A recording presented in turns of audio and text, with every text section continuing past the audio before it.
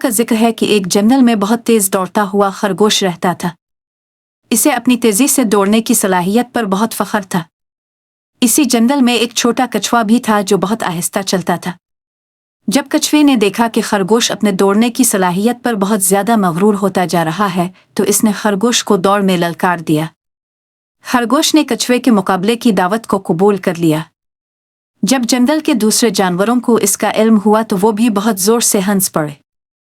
اس مقابلے کو جیتنے کی یہ شرط رکھی گئی کہ جو بھی اس جنگل کا ایک پورا چکر لگا لے گا وہ جیت جائے گا۔ لومڑی کو اس مقابلے کی نگرانی کے لیے مقرر کیا گیا۔ جیسے ہی دوڑ شروع ہوئی تو خرگوش نے اپنے سامنے رکھی ہوئی روکوٹ پر سے چھلانگ لگائی اور دوڑنا شروع کر دیا۔ خرگوش اپنی تیز دوڑنے کی صلاحیت کی وجہ سے بہت آگے نکل گیا اور کچھوے نے ابھی تک چند قدم کا ہی فاصلہ طے کیا تھا۔ جب خرگوش آدھے راستے پر پہنچا تو اس نے اپنے پیچھے کی طرف دیکھا پر کچھوا اسے دور دور تک نظر نہ آیا۔ خرگوش اتنا سفر طے کرنے کے بعد کافی تھک گیا تھا، اسی لیے خرگوش نے کچھ دیر آرام کرنے کا فیصلہ کیا اور یہ سوچا کہ کچھوے کا اب اس سے آگے نکلنا بہت مشکل ہے، اور یہی سوچتے سوچتے خرگوش کو گہری نیند آ گئی۔ دوسری طرف کچھوا آہستہ آہستہ چلتا رہا اور وہ بھی کافی زیادہ تھک چکا تھا، پر اس نے کبھی ہمت نہیں ہاری اور وہ بس چلتا رہا۔ کافی دیر گزرنے کے بعد جب خرگوش کی مکھ کھلی تو اسے کچھوا دور دور تک نظر نہ آیا۔ اس نے سوچا کہ وہ شاید اس سے آگے نکل چکا ہے۔ یہی سوچ کر خرگوش پھر سے اپنی پوری طاقت سے دوڑا، پر اس وقت تک بہت دیر ہو چکی تھی کیونکہ کچھوا پہلے سے جنگل کا ایک چکر لگا کر اس مقابلے کو جیت چکا تھا۔ نتیجہ: اس کہانی سے ہمیں یہ سیکھنے کو ملتا ہے کہ ایک، ہمیں کبھی بھی اپنے آپ پر غرور نہیں کرنا چاہیے۔ خرگوش اور کچھوے کی کہانی حصہ دوم۔ ریس ہارنے کے بعد خرگوش اس حقیقت پر یقین نہیں کر پا رہا تھا کہ اسے جنگل کے سب سے سست جانور کچھوے نے اسے شکست دے دی ہے۔ غصے اور مایوسی کے ساتھ وہ اگلے دن کچھوے کے گھر گیا۔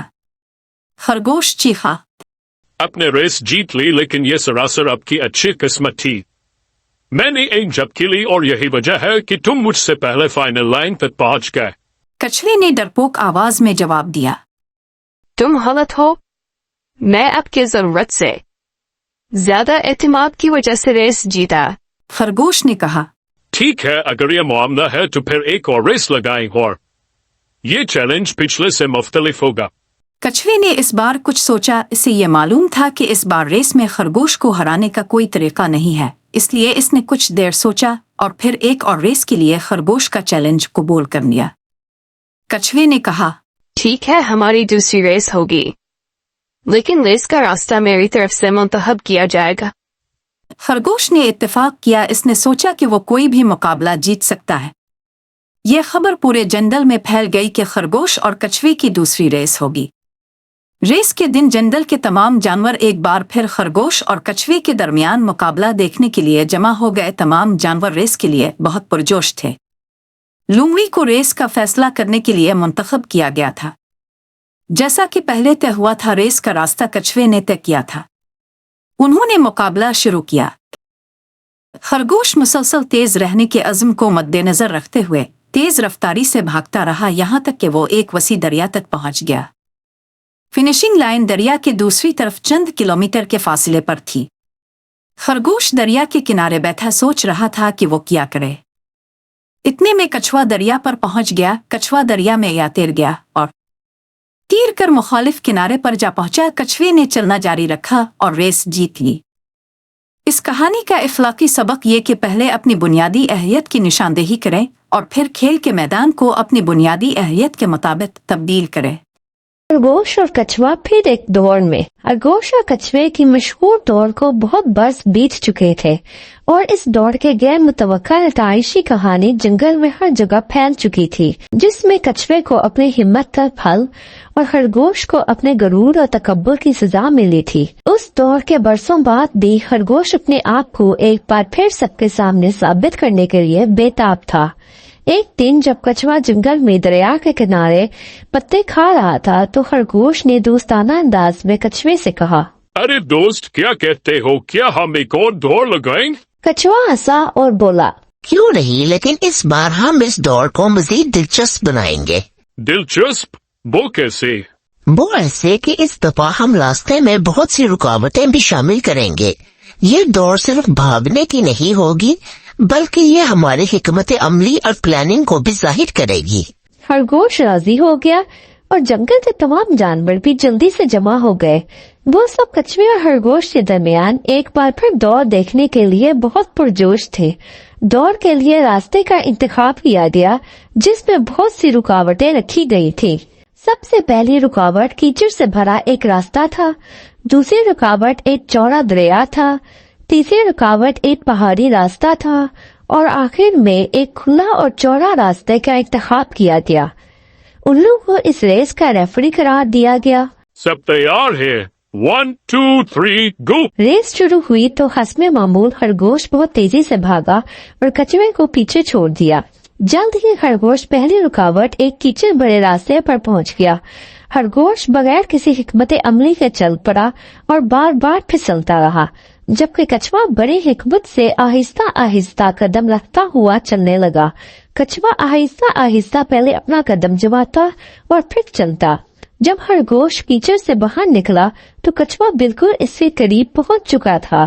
خرگوش نے کچھوے کو دیکھا اور کہنے لگا، کوئی بات نہیں، میں جلد ہی اسے پھر پیچھے چھوڑ دوں گا۔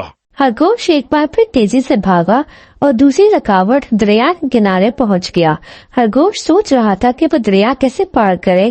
اتنی دیر میں کچھوا دریا کے پاس پہنچا اور بڑی آرام سے دریا میں اتر گیا۔ اس کے ہول نے دریا میں تیرنے میں اسے بہت مدد کی اور وہ جلد ہی تیر کر دریا کے دوسرے کنارے پہنچ گیا۔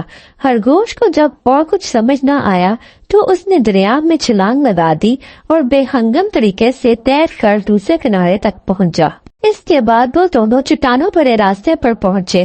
خرگوش تیزی سے چٹان پار کرنے لگا، لیکن اپنی زیادہ تیز رفتاری کے باعث وہ کئی بار چٹانوں سے پھسلا اور گرا، جبکہ کچھوا بڑی سابق قدمی سے آہستہ آہستہ چلتا رہا۔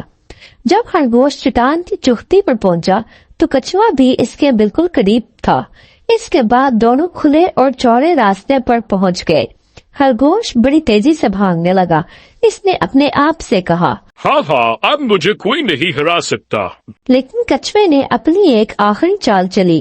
چڑھائی کے دوران کچھوے نے ایک شارٹ کٹ دیکھا تھا جو کہ ایک تنگ راستہ تھا اور جھاڑیوں کے پیچھے چھپا ہوا تھا۔ خرگوش لمبے راستے سے بھاگ رہا تھا جبکہ کچھوے نے شارٹ کٹ راستے کا اختیار کیا اور جلد ہی فنیشنگ لائن کے پاس پہنچ گیا۔ خرگوش نے کچھوے کو فنیشنگ لائن کے پاس دیکھا تو حیران رہ گیا۔ وہ جتنی تیزی سے ہو سکتا تھا بھاگا، لیکن اب بہت دیر ہو چکی تھی اور کچھوا فنیشنگ لائن پار کر چکا تھا۔ تمام جانور خوشی سے جھوم رہے تھے۔ خرگوش نے کچھوے سے ہاتھ ملایا اور کہا، بہت خوب دوست، تم نے مجھے ایک بار پھر سکھایا ہے کہ رفتار ہی سب کچھ نہیں ہوتی۔ اور آپ نے مجھے ثابت قدمی کے بارے میں سکھایا ہے، لیکن یاد رہے کہ یہ صرف ایک ریس تھی جہاں کوئی بھی ہار اور جیت سکتا ہے۔ اس دن سے خرگوش اور کچھوا بہت اچھے دوست بن گئے اور تمام جانوروں کے ساتھ مل جل کر ہنسی خوشی رہنے لگے۔ اس کہانی کا اخلاقی سبق یہ ہے کہ کامیابی صرف تیز رفتاری سے نہیں بلکہ حکمت عملی اور ماضی کی غلطیوں سے سبق سیکھنے سے ملتی ہے۔ Hey everyone, did you enjoy the story? Don't forget to like, share and subscribe to our channel for more fun and exciting tales.